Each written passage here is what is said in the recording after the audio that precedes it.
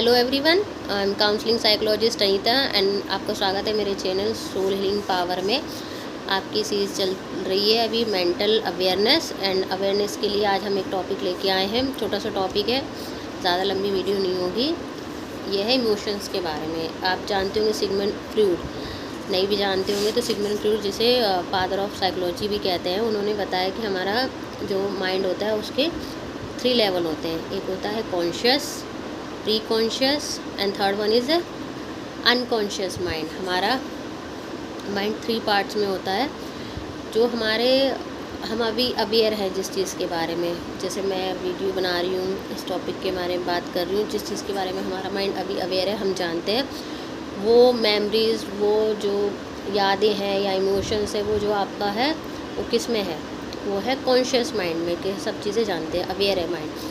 कुछ चीज़ें हम कभी कभी भूल जाते हैं, याद करें, थोड़ा सा दिमाग पे जोर डालें तो वो चीज़ें हमें याद आ जाती है। जब माइंड पे हम प्रेशर डालते हैं तो वो चीज़ें याद आ जाती हैं। तो वो आ जाती हैं आपकी प्री कॉन्शियस माइंड में, कि हम कुछ चीज़ें भूल गए हैं। इमोशंस, आपके इमोशंस हैं, फीलिंग्स हैं, और जो मेमोरी है, आपने उस थोड़ा प्रेशर डाला अपने माइंड पे और वो याद आ गया, तो वो चला जाता है प्री कॉन्शियस माइंड में।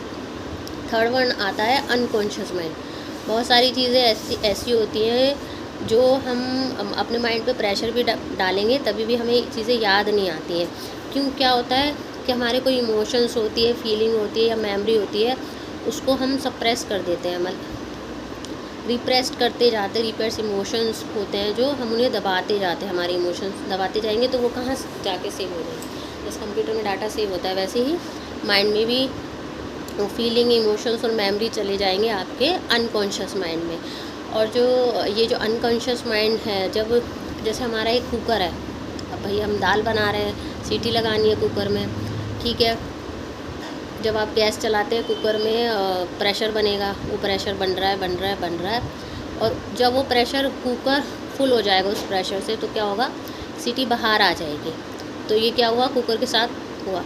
ऐसे हमारे माइंड के साथ भी होता है कि हम अपने फीलिंग है, ये जो इमोशंस हैं, इनको दबाते जा रहे हैं, वो अनकॉन्शियस माइंड में जाके सेव होती जा रही है।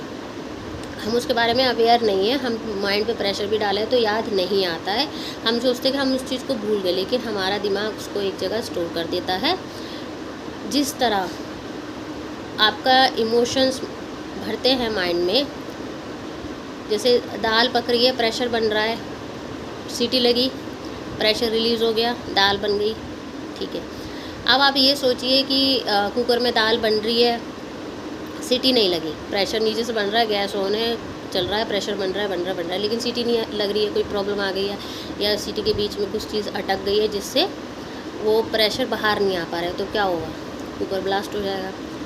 एक एग्जाम्पल है। तो सेम ऐसे ही हमारे अनकॉन्शियस माइंड के साथ होता है। जब हमारे इमोशंस, फीलिंग, मेमोरीज़ हैं, अनकॉन्शियस माइंड में भर जाती हैं, हम कुछ भी सप्रेस किए जा रहे हैं, दबाए जा रहे हैं अपनी फीलिंग्स को, कुछ भी है दबाए जा रहे हैं, तो वो क्या हो गया, वो चला गया हमारे अनकॉन्शियस माइंड में। और वो कैसे आता है, हम कभी कभी सपने देखते हैं तो हमें लगता है वो हमारा सपना है। वो सपना नहीं होता, वो आपके माइंड की ही मेमोरीज, फीलिंग्स होती हैं जो आपने दबा दी होती हैं। और ये ज़रूरी नहीं, ये 6 महीने, 2 महीने या आपके बचपन की भी हो सकती हैं। ये पूरा डाटा होता है लाइफ टाइम का आपके अनकॉन्शियस माइंड में। तो इसीलिए अब आप कहेंगे कि ठीक है कि इमोशंस है भाई, कुछ फीलिंग्स है, सही नहीं होती है, ठीक नहीं होती है, चलो दबा दी। लेकिन जैसे आप उन फीलिंग्स को बाहर नहीं निकालोगे, आपको रोना आ रहा है, अब आप, ठीक है, रोना नहीं है भाई, चुप होना है, तो किसी चीज़ के बारे में रोना आ रहा है, आप रो लीजिए, तो आपके इमोशन रिलीज़ हो गए। रिलीज़ हुए तो क्या हुआ, कुकर में जब सीटी लगती है, प्रेशर रिलीज़ हुआ, कोई नुकसान नहीं होगा। अगर वो रिलीज़ नहीं होगा तो वो स्टोर हो जाएगा, क्या हुआ, आपका दुख जमा होता जा रहा है। ऐसे ही आपको किसी चीज़ की खुशी है, सेलिब्रेट कर लीजिए, लेकिन वो खुशी को आप बाहर भी निकालिए, थोड़ा एक्सप्रेस कीजिए, तो आपके जो खुशी वाले इमोशंस है वो आ गए। आप सप्रेस कर देंगे तो वो इमोशन दब जाएंगे। अब किसी चीज़ का आपको दुख है, कोई सैडनेस है, या किसी चीज़ के बारे में गुस्सा है, वो आपको बाहर निकालना पड़ेगा। अगर आप, जैसे गुस्सा है, अगर आप उसको दबाए जा रहे हैं, गुस्सा आप सप्रेस करे जा रहे हैं, हमने क्या किया, उसको दबा दिया, ठीक है। रिप्रेस इमोशंस हो गए वो। जब गुस्सा एक दिन बाहर आएगा तो वो कैसे आएगा, वो आएगा बहुत ही गंदे वे में। बहुत सारे लोगों के साथ ऐसा होता है, तो वो चुप रहते हैं, कुछ गुस्से को दबा के रखते हैं, लेकिन जो वो अचानक एकदम से गुस्सा जो उनका निकलता है, जो उनकी पर्सनैलिटी होती है, जो उनकी छवि बनी होती है, उससे बिल्कुल अपोजिट निकलता है। तो फिर लोग कहते हैं कि इसको क्या हुआ है, तो ये ऐसा नहीं था। वो क्या कर रहा है इंसान, वो क्या कर रहा है कि अपने जो इमोशंस है उसको दबा दे रहा है। अपनी खुशी है, दुख है, गम है, गुस्सा है, तो आपको शेयर करना चाहिए।